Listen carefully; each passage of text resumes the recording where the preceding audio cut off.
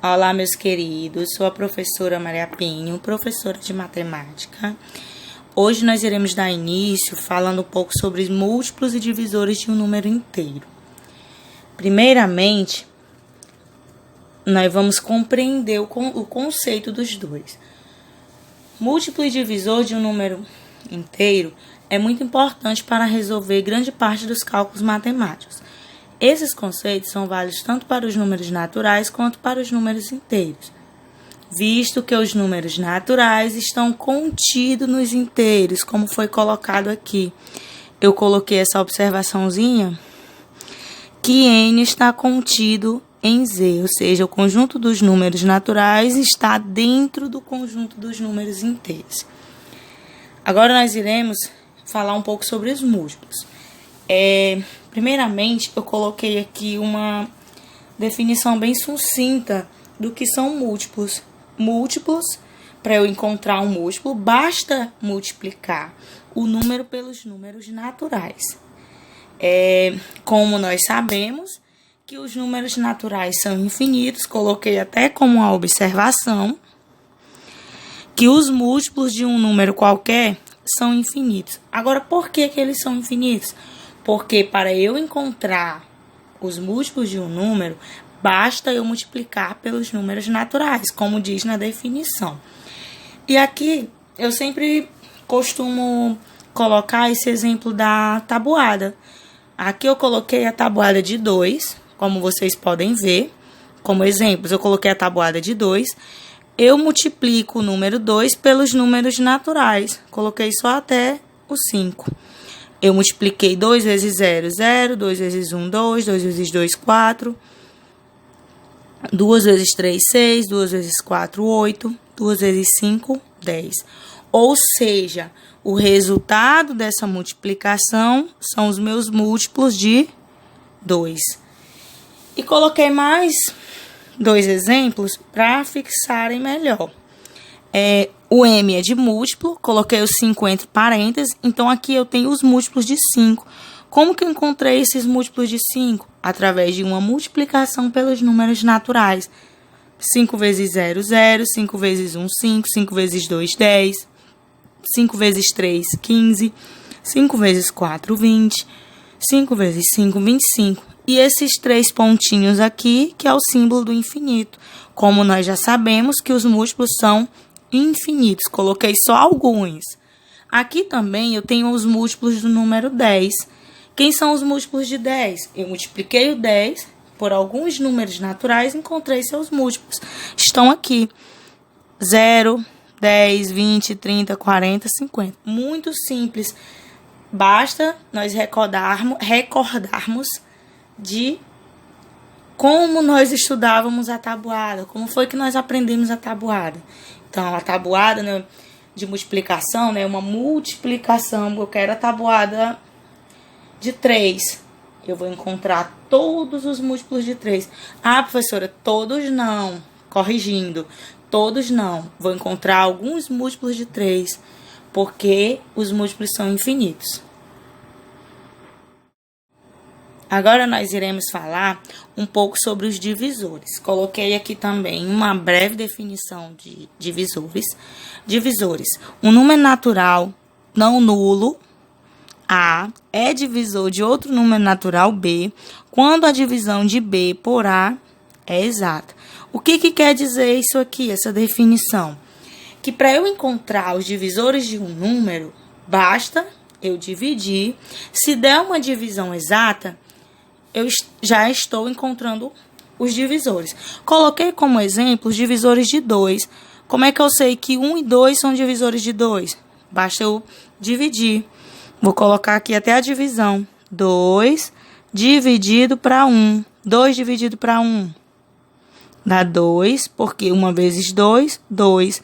Tenho como resto 0, ou seja, eu tenho uma divisão exata.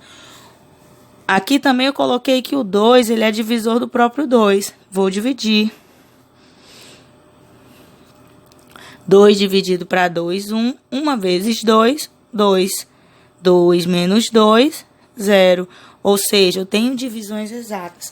Muito simples. Se você sabe de divisão, você não vai ter nem um pouco de dificuldade para encontrar os divisores. Aqui eu coloquei também os divisores de 12. 1, 2, 3, 4, 6 e 12.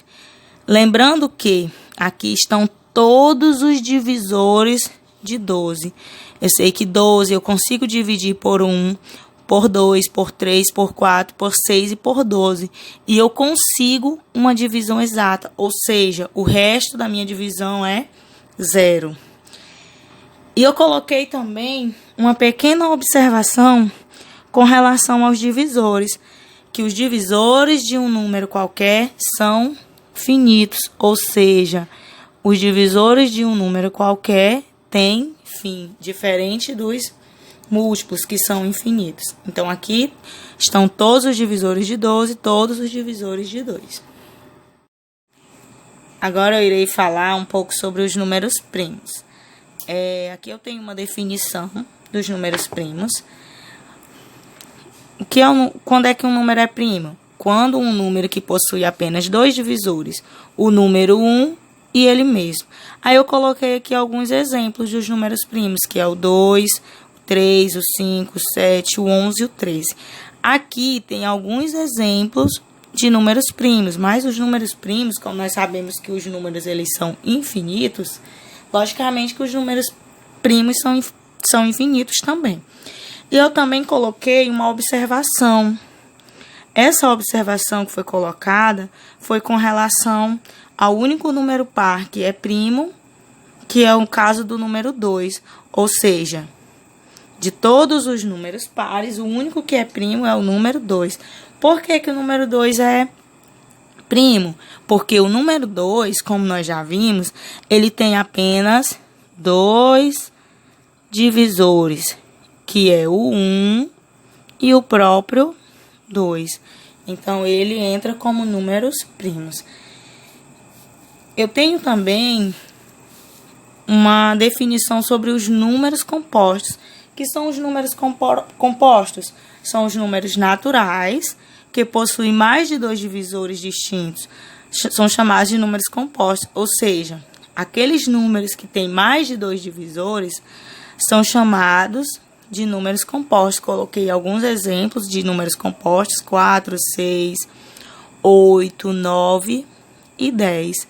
E aqui eu coloquei os divisores de 4 para mostrar que os divisores de 4 é 1, 2 e 4, para vocês entenderem que o número 4 ele é composto, porque ele tem mais de 2 divisores, ou seja, ele tem 3 divisores.